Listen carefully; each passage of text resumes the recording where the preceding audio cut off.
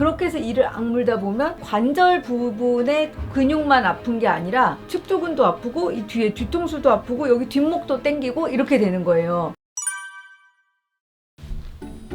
안녕하세요. 최인희 치과의 대표원장 최기수 원장입니다. 안녕하세요. 최인희 치과 대표원장 이정아입니다. 오늘따라 뭔가 원근감이 좀 많이 느껴지는 것 같은데요. 제 얼굴이 크게 나온다는 얘기인가요? 원장님이 지금 앞으로 나와 계신 것 같아요. 말 나온 김에 나는 왜 항상 얼굴을 크게 찍어주는 거예요? 그러니까 실제 얼굴 별로 크지 않습니다, 구독자 여러분. 최근 이 턱관절 때문에 이 통증을 겪는 환자들이 많다라는 걸 제가 좀 봤거든요. 그래서 이걸 어떻게 치료해야 될지 한번 좀 얘기를 해보는 시간을 가지려고 합니다. 제가 하나 물어볼까요? 일종의 육체 노동자 그런 분들하고 사무직 이런 분들하고 누가 턱 통증 이런 걸 더 많이 느끼게 해요? 사무직이요. 오 본인도 모르는 사이에 뭐 되게 이를 꽉 깨문다던가. 오 맞아요.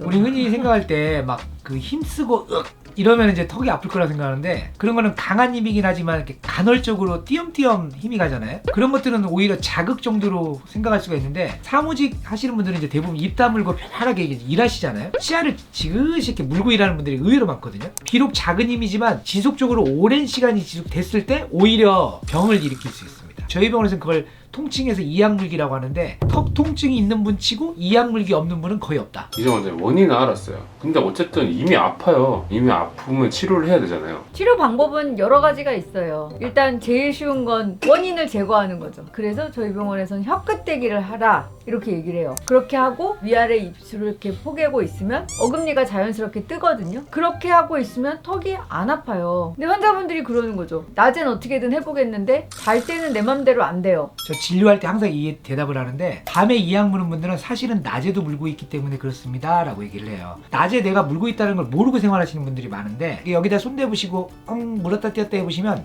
근육이 알통처럼 볼록볼록 나오는 근육이 있는데 그걸 이제 교근이라고 그래요. 윗턱하고 아래턱을 이렇게 고무줄처럼 매달아 놓고 있는데 맨날 낮에 이렇게 지그시 물고 있으면 근육이 항상 이렇게 땡기는 힘을 주고 있을 거 아니에요? 근데 잠잘 때는 이제 뇌가 쉬잖아요. 그러면 밤에 근육이 주인님이 낮에도 이렇게 지그시 물었으니까 나는 밤에도 물어야지 하고 근육이 기억을 해요. 쫙 맞아져 가지고 그냥 이만 악물고 자는 분은 그나마 다행인데 교합이 정확하게 안 맞는 부정교합자들 있죠? 이렇게도 안 맞는 것 같고 저렇게도 안 맞는 것 같고 해서 어떻게 물어야 정확히 물리지 하고 잠자면서 근육이 이렇게 당기고 저렇게 당겨요. 그러다 보면 치아끼리 막 부딪히는 소리가 나겠죠? 그거를 우리가 이갈이라고 하죠. 결론은 뭐냐면 밤에 잠자는 걸 어떻게 해요? 라고 하면 저는 환자분들께 그래서 낮에도 물지 않도록 혀끝대기를 열심히 하세요. 그게 가장 근본적인 치료예요 라고 말씀은 드립니다. 그렇게도 하는데 그래도 안 고쳐지는 분들이 있어. 그렇죠. 그래서 이제 그럴 때는 이악물기 방지 장치가 있잖아요. 그렇죠. 그런 장치를 또 사용하기도 해요. 근본적인 건 내가 혀끝대기를 해서 이를 악물지 않는 습관을 낮에 가지고 형성을 해놨어야 되는데 낮에는 맘대로 살다가 밤에 끼면 어떻게 되겠어요? 그 장치를 너무 또 꽉 물어요. 환자분들은 나는 혀끝대기를 하는 습관을 들이는 것도 쉽지 않고 밤에 잘 때 그 장치를 끼는 것도 또 쉽지 않으니 한 방에 되는 방법을 생각해 보는 거죠. 그래서 막 검색을 해봐. 그러면 아까 뭐 볼록볼록한 이 교근을 마비시킨다는 어떤 주사가 있대. 그게 보톡스죠. 보톡스를 이제 그래서 많이들 맞으시죠. 맞아요. 습관 때문이 아니라 애초에 구조적으로 턱이 이렇게 틀어지거나 뭐 이렇게 해서 아픈 사람들도 있나요? 많죠.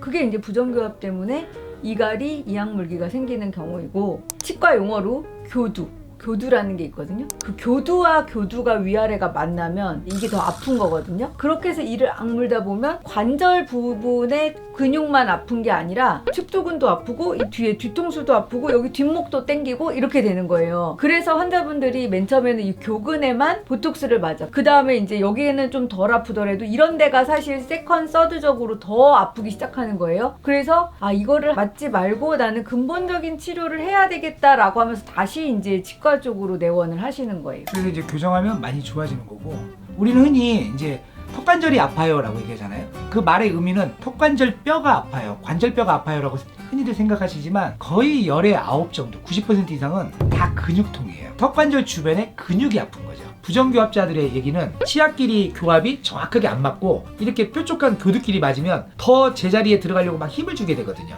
그러면서 근육통이 오는 거예요. 근데 교정을 잘해서 교합을 정확하게 딱딱 맞추면 근육이 제자리에 들어가니까 아픈 것이 감소되는 거죠. 그래서 교정은 턱관절 통증이나 이런 것들에 도움이 많이 됩니다.